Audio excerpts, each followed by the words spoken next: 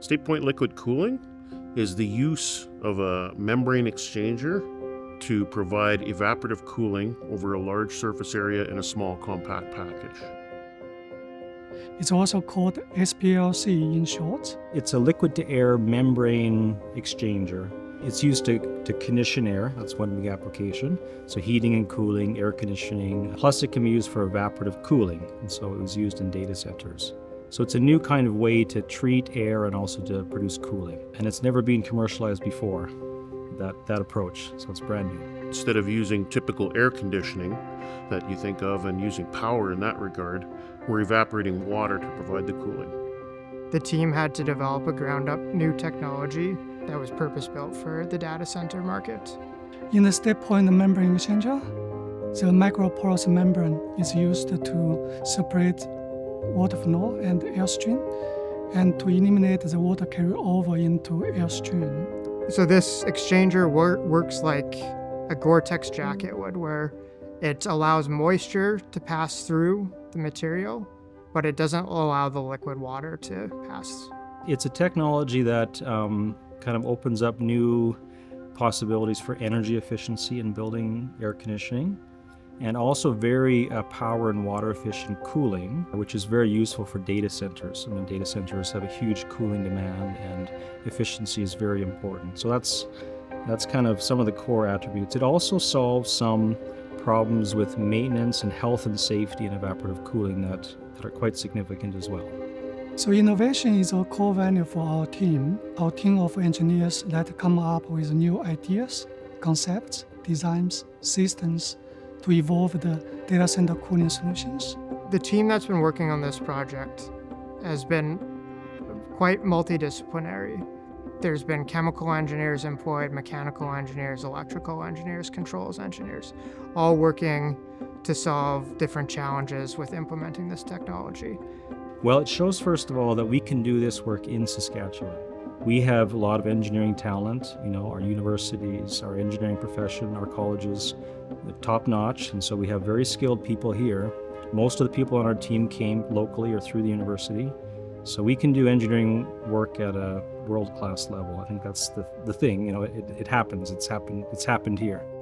A lot of the engineers that have been employed at Nortec throughout the years have been graduate students of the mechanical engineering department at the University of Saskatchewan. So there's research groups led by Carrie Simonson and Bob Besant that were heavily focused on energy recovery.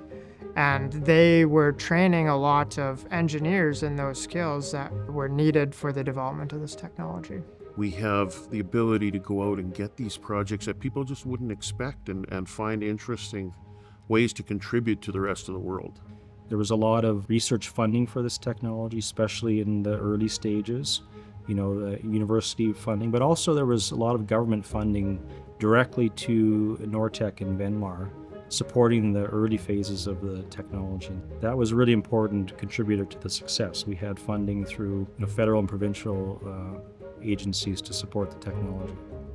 I think a critical aspect of the team is its resiliency. Part of R&D is just things don't work the way you think they do on a piece of paper. So being able to meet challenges as they come up. So when someone's first idea or second idea doesn't work through, there was never an attitude in the company that was like, okay, well, we need to transition to something else. It was always, okay, what's the next idea? Let's try something new. We know this is possible. We just need to figure out the right way of doing it. The perseverance of the team was a key part of its success, just keeping it going despite many setbacks.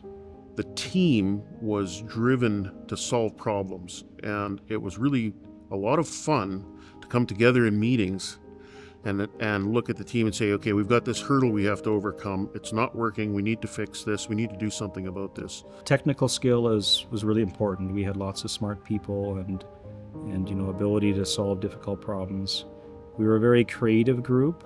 I think that was a key thing. We could just keep figuring out a new approach or a new idea or a new breakthrough to solve a problem. The solutions would come from all over the place. So one person would have one idea or another person would make a suggestion, people would go back into the lab and build things, and try them and test them. And if they didn't work, we'd come back and do it again.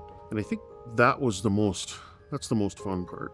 There was a lot of people with a lot of passion for what we were doing. That really fueled our success and helped us to overcome problems. We cared about what we were doing. We cared about the impact of it. And when you have that kind of, care for what you're doing, it really helps you, keep going when things are very difficult. Thank you, Apegs, for this exceptional engineering award. It's a good opportunity for us to introduce our step point liquid cooling technology to our peers and the engineering society. It's great to know that we're recognizing engineers in Saskatchewan who are having an impact across the globe. It's a privilege to be acknowledged for all the work we've done on this project. And thank you to Philip and Manfred and all the people I worked with on this team. It has been a really exciting journey getting through this project with you. I'd like to congratulate the Nortec R&D team for winning this award. It's quite an achievement and well deserved. And to the engineering community in Saskatchewan and even across Canada, I hope this story inspires many people and shows what we can accomplish here in Canada in terms of engineering innovation and new technology development. And there's no shortage of engineering problems to solve, and so we have lots more to do.